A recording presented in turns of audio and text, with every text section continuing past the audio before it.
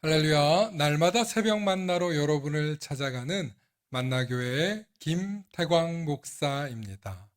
오늘도 하나님의 크신 사랑과 은총이 함께 하시길 소망합니다.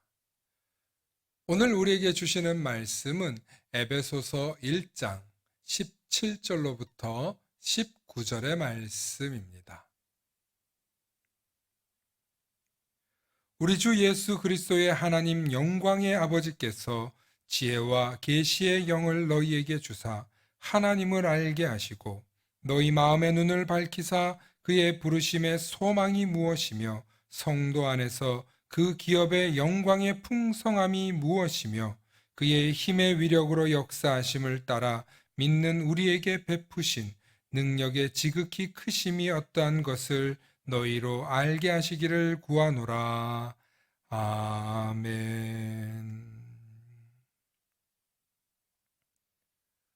오늘은 장작패기 시합이라는 제목으로 말씀의 은혜 나누고자 합니다.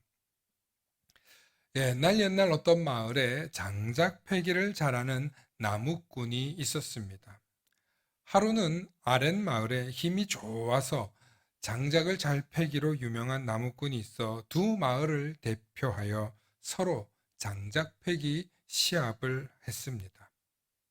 서로 큰 벽을 사이에 두고 장작을 패다가 해가 떨어지면 시합을 끝내는 규칙이었습니다. 아랫마을에서 온 힘이 좋은 나무꾼은 1시간도 쉬지 않고 열심히 장작을 팼습니다.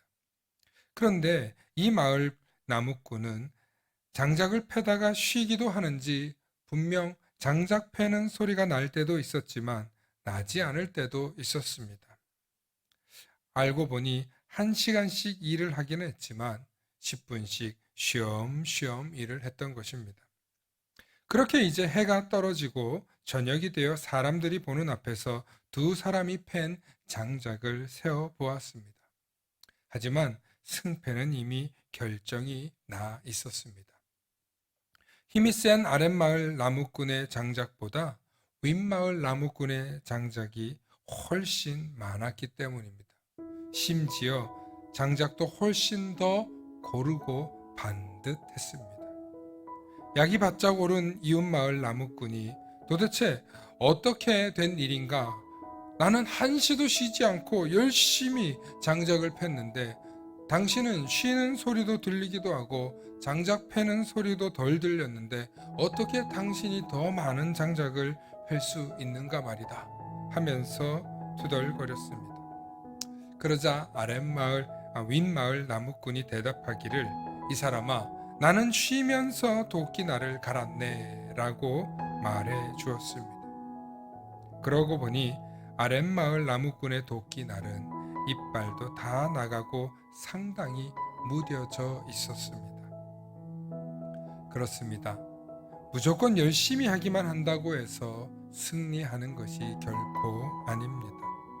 열심히 하되 지혜롭게 해야 합니다.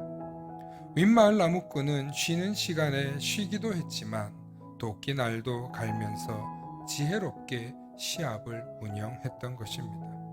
그 결과 자신도 덜 힘들고 도끼도 상하지 않게 된 것이죠. 우리 인생도 마찬가지입니다. 삶에 쉼도 필요하고 도끼의 날을 갈듯이 지혜도 필요합니다. 그리고 이 모든 것을 주관하시는 분이 오직 여호와 하나님 한 분뿐임을 알고 살아야 할 줄 믿습니다.